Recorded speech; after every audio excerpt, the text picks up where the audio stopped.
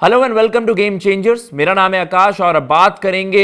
Team India press conference या फिर आप कह सकते हैं रैंड एंड डेस्कार्टे जो भारतीय खेमे की तरफ से आए और उन्होंने जो बड़ी अपडेट दी है India versus South Africa Kolkata test से पहले जो एक बड़ी अपडेट आई है वो आई है प्लेइंग 11 को लेकर। वहां पर आपका जो प्लेइंग कॉम्बिनेशन है अब कहीं ना कहीं वो नजर आ रहा है, जो क्लैरिटी मिली है कि भैया नीतीश कुमार रेड्डी, वैसे अमूमन इस तरीके की अपडेट नहीं दी जाती प्रेस कॉन्फ्रेंस में, स्पेशली इंडिया के खेमे की तरफ से जो हम बात करते हैं आपको कुछ क्लैरिटी नहीं मिलती है, आपको वही चीजें वहां पर बताते हुए वो नजर आते हैं जो कि गिवन होती हैं कि मतलब यार इसमें कुछ ऐसा नहीं है कि कुछ बड़ा टेक अवे था। लेकिन इस प्रेस कॉन्फ्रेंस से एक बड़ी चीज निकल कर आई है जिसमें लेकर कि कह दिया है कि नहीं जी उनके लिए वहां पर जगह नहीं बन पाएगी, तो वो नाम है नीतीश कुमार रेड्डी। नीतीश रेड्डी वहां पर अब आपको इस 11 में फीचर करते हुए नजर नहीं आएंगे, ऑलमोस्ट वहां पर वो तय कर दिया रैंड एंड डेस्कार्टे ने। उन्होंने क्या कुछ कहा प्रेस कॉन्फ्रेंस में मैं आपको बता देता हूं। उन्होंने कहा कि हमारी जो स्टैंस है नीतीश को लेकर वो अभी भी चेंज नहीं हुआ है। उन्होंने कहा कि वो चेंज नहीं हुआ है, ऑस्ट्रेलिया में अपॉर्चुनिटी नहीं मिल पाई, लेकिन वो है कि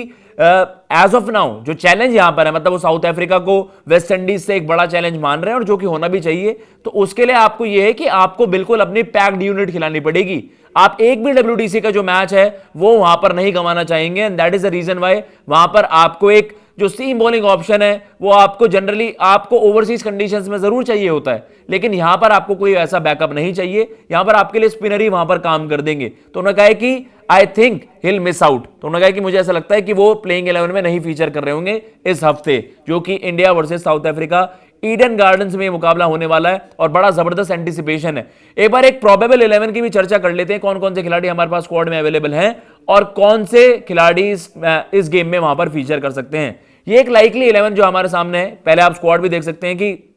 जो जो खिलाड़ी यहां पर अवेलेबल है। देखिए Devdutt Padikkal as of now उनका नहीं बन रहा अभी एज ऑफ नाउ, क्योंकि वो एक मोरलाई का बैकअप है, क्योंकि उनकी उस तरीके की परफॉर्मेंस नहीं भी आई है। ध्रुव जुरेल ने अपना केस बहुत ज्यादा मजबूत करा और इवन डिबेट ही हो रही है कि यार आपने साई को भी उसी प्लेटफॉर्म पर देखा, आपने देवदत्त पट्टिकल को भी देखा, लेकिन ए गेम्स में सबसे ज्यादा इंप्रेस करा है ध्रुव जुरेल ने। अभी ट्विन 100 स्कोर करी और इंडिया ए के लिए आप परफॉर्मेंस की बात कर लीजिए, उससे पहले भी जो उन्होंने लगातार कंसिस्टेंटली बड़े मौकों पर वहां पर डिलीवर करा है और ध्रुव जुरेल कहीं ना कहीं जस्टिफाई करते हैं। वेस्ट इंडीज के वर्सेस भी 100 मारा था उन्होंने, तो यार ऋषभ पंत की एंट्री होती है तो सबको यही लगेगा कि यार ध्रुव जुरेल ही आपके बाहर होंगे, जो लाइक टू लाइक आपकी रिप्लेसमेंट होती है। Rishabh Pant world's best wicket keeper batter, तो अनफॉर्चुनेटली वहां पर जुरेल बाहर होते हैं। लेकिन इस वक्त सिनारियो ये बन रहा है कि साई सुदर्शन ने नंबर 3 की पोजीशन ओन नहीं करी है पूरी तरीके से, तो क्या साई सुदर्शन स्लैश जुरेल नंबर 3 पर, यह एक इंटरेस्टिंग पॉइंट होने वाला है, क्योंकि आपको अपना जो बैटिंग ऑर्डर है उसमें आपको वो स्पिनर्स को भी इंक्लूड करना पड़ेगा जो हमारे पास स्पिन बॉलिंग ऑलराउंडर्स हैं और जनरली उनकी बैटिंग काफी हैंडी है। चाहे आप जड्डू की बात कर लीजिए, चाहे आप वॉशिंगटन की बात कर लीजिए, चाहे आप अक्षर की बात कर लीजिए, तो क्या ये तीनों वाला कॉम्बिनेशन बनेगा और कुलदीप को बाहर बैठना पड़ेगा, या फिर आप कह रहे हैं तीनों भी खेल जाएं, कुलदीप भी खेल जाएं और आपके आकाशदीप बाहर हो। तो आपके सामने एक प्रोबेबल 11 भी दिखा देते हैं किस तरीके से इंडिया की 11 लग रही है वहां पर, और फिर हम चर्चा करते हैं कि देखिए राहुल है वहां पर, केएल राहुल और जायसवाल आपके ओपन करते हुए नजर आएंगे एज यूजुअल। और उसके अलावा जो हम साई को नंबर 3 पर देखा है, मैनेजमेंट उनको बैकिंग पूरी दे रहा है। वेस्ट इंडीज के वर्सेस एक 100 जो उनका होना चाहिए था वो उन्होंने वहां पर मिस आउट कर दिया था, 80s में आउट हो गए थे। लेकिन फिर वही वाली चीज है कि ओवरऑल जो हम चर्चा करते हैं कि आपके सबसे इंपॉर्टेंट चीज है कि गिल फिर आपके नंबर 4 पर आ जाते हैं, ऋषभ आपके नंबर 5 पर आ जाते हैं, जडेजा एंड सुंदर, ये आपका एक लाइनअप है कि अगर आप देखें कि आपके 5 पर वहां पर ऋषभ है, 6 पर जडेजा है, 7 पर सुंदर है, फिर 8 पर आप अक्षर को भी यूटिलाइज कर सकते हैं अगर आप साई और जुरेल में से एक को पिक करते हैं। अगर यही स्लैश मैं मानूं कि साई को नंबर 3 पर लॉन्ग रन दिया जा रहा है, एक लंबी रस्सी दी जा रही है, तो जुरेल स्लैश एक आपको स्पिन बॉलिंग ऑलराउंडर वहां पर हटाना होगा कि जडेजा, सुंदर और अक्षर स्लैश अगर मैं करूं कि अक्षर स्लैश जुरेल, कि आप अपनी बैटिंग डेप्थ बढ़ा रहे हैं, फिर भी आपके पास वहां पर 5 बॉलिंग ऑप्शन होंगे, जडेजा भी होंगे, सुंदर भी होंगे। अगर अक्षर की जगह वहां पर जुरेल भी खेलते हैं तो भी आपके पास कुलदीप, बुमराह और सिराज होंगे, तो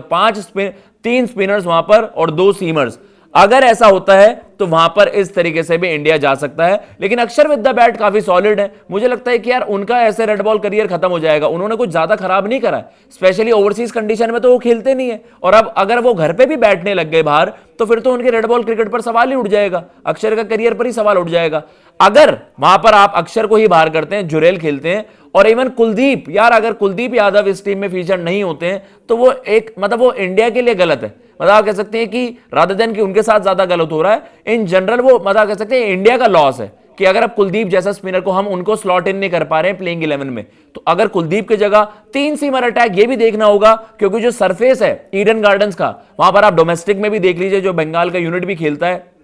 चाहे आप शमी भाई की वहां पर बात कर लीजिए, और हमने देखा है ओवर द इयर्स कि बंगाल जो ट्रायो अपने फास्ट बॉलर्स को लेकर चलता था, उन्होंने कहा देखिए विकेट इस तरीके की बनेंगी, अगर ये फास्ट बॉलिंग वाला विकेट होगा तो क्या हम टेम्प्टेड होंगे 3 सीमर को खिलाने के लिए? तो फिर वही वाली चीज हो जाएगी कि आपको फिर बैटिंग अपनी वहीं तक रखनी पड़ेगी, आप अपने स्पिन बॉलिंग ऑलराउंडर से काम चलाओगे और 3 सीमर अटैक खिला दोगे, कुलदीप भी बाहर हो जाएंगे और उनकी जगह आकाशदीप वहां पर स्लॉट इन हो जाएंगे। तो बहुत इंटरेस्टिंग चीज होने वाली है। प्लेइंग 11 फाइनली आप भी कमेंट बॉक्स में बताइएगा आपको आइडियल 11 क्या लगती है। क्या साई की जगह ही जुरेल को वहां पर ट्राई करना चाहिए गिवन द फैक्ट उन्होंने बड़ी जबरदस्त परफॉर्मेंसेस दी हैं? उसके अलावा जो हम बात कर रहे हैं कि